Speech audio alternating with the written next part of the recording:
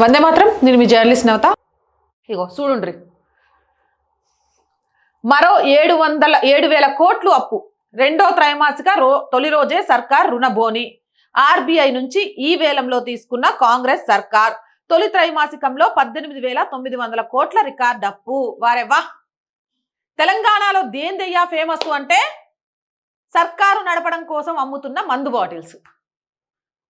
ఎందుకంటే పాపం గా ట్యాక్స్ పేయర్స్ వల్లే ఈరోజు కాస్త కూస్త ప్రభుత్వం నడుస్తుంది, లేకపోతే గందరగోళమే. ఇంకేందయ్యా అంటే ప్రతి నెల ఈ రాష్ట్రాన్ని తాకట్టు పెడుతూ, ఈ రాష్ట్రాన్ని అప్పుల కుప్పగా చేస్తూ, అసలు ఈ రాష్ట్రంలో అభివృద్ధి పనులు ఏం జరుగుతున్నాయో అర్థం కావట్లేదు. కాదన్నా, నాకు తెలియక అడుగుతా, మింగ మెతుకులేనప్పుడు మీసాలకు సంపంగి నూనె దేనికి?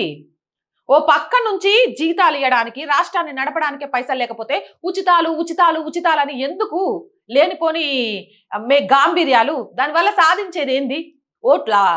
ఓట్ల కోసం ఉచితాలు ఇస్తామనే ఆశలు పెట్టి ప్రజలను మోసం చేసి రాష్ట్రాన్ని అప్పుల కుప్ప చేసి చివరికి ఏం చేద్దాం అనుకుంటారు? అసలు తెలంగాణను అమ్మేద్దాం అనుకుంటారా? కాంగ్రెస్ పాలిత రాష్ట్రాలు దేశంలో ఏడున్నా ఇదే పరిస్థితి. మనకు మించి హామీలు ఇవ్వడం, గా హామీలు నెరవేర్చడం కోసం అప్పులు చేయడం. పోనీ చేసిన అప్పులతోనైనా హామీలు నెరవేరుస్తున్నారా అంటే గా అప్పులు అంతకు ముందు చేసిన అప్పులకు వడ్డీలు కట్టుడు.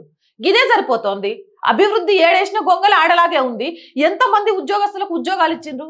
ఇప్పుడు ఇచ్చిన కాస్త కూస్త ఉద్యోగాలు కూడా జనాలకు తెలవాల్సిన విషయం ఏంది అంటే, గప్పుడు కేసీఆర్ సర్కార్ ఉన్నప్పుడు ఏవైతే నోటీసులు ఇచ్చిండ్రో, అంటే ఎగ్జామ్స్ కి సంబంధించి కండక్ట్ చేసిండ్రో, వాటిని ఇప్పుడు పత్రాలు ఇచ్చిండ్రే కానీ వీళ్ళు కొత్తగా నోటిఫికేషన్ ఇచ్చేసి ఉద్యోగాలు ఇచ్చిన ఏమీ లేవు.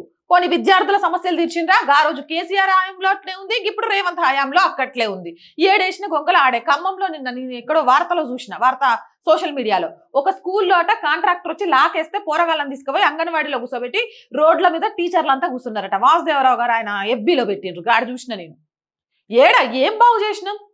ఈ రోజుకు రిటైర్డ్ అయిన ఉద్యోగులు అమ్మయ్య గింతకాలం ప్రభుత్వ సర్వీస్ చేసినాం, ఇక కూర్చుంటాం, మంచిగా 3 పూట్ల తింటాం, రిటైర్మెంట్ డబ్బుల్లో కొడుకో బిడ్డకో గింతిచ్చి కొన్ని మా అకౌంట్లో వేసుకొని తీర్థయాత్రలకు పోదామంటే గది కూడా లేదు, గా బెనిఫిట్స్ కూడా ఇచ్చేది లేదు. పిఎల్ ఇస్తున్నామా, డిఎల్ ఇస్తున్నామా, ఏమి ఇస్తున్నాం? ఎందుకు గింత అప్పులు చేస్తున్నారు? ఈ అప్పుల పైసలన్నీ ఏడికి పోతున్నాయి? గది అభివృద్ధి, గిది అభివృద్ధి. అరే ఉన్న రోడ్డునే పీకేస్తారు, కొత్త రోడ్డు వేస్తారు, మళ్ళీ వాటి కోసం డబ్బులు అంటారు.